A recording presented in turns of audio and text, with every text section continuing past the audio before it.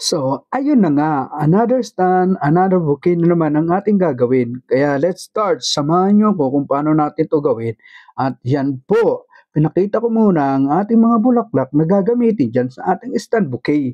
So, nag-start na ako magtusok muna ng mga dahon ng eucalyptus diyan na kinulayan ko ng pink. Di ko na nga pala napakita sa inyo kung paano ko siya kinulayang kasi medyo matagal at siyempre patutuyuin pa natin diyan sa labas. Kaya ayan na, ready to ano na siya, tara tutusok na lang kasi natuyo na. At sinunod ko namang itusok guys, itong ating Casablanca na kulay puti. Pinaghiwalay ko lang yung nakabuka, tapos dun sa nakakumpol. Tulad sa mga nauuna nating mga video guys, gumamit ako ng double color na rose. At sabay, binuka ko rin siya ng ganyan para magmukha nga siyang malaki. So, ayan. So, di bali, lima yata yung ating ginamit dyan na rose na double color para masakop niya lahat yung pinaka space ng ating stand bouquet. Kasi pag binuka natin yan guys, simple lang. Hindi na tayo gagamit pa ng napakaraming bulaklak.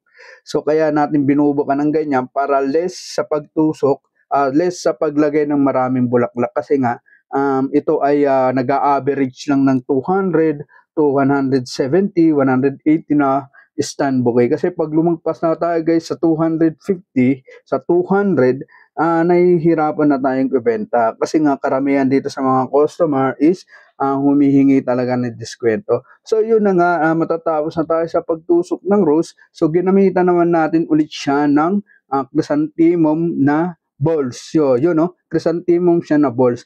Tapos, pagkatapos yan guys, yung pa rin, astomeria pa rin na pink na tinusok natin dyan para matakpan yung mga singit-singit at hindi naman siya pangit tingnan.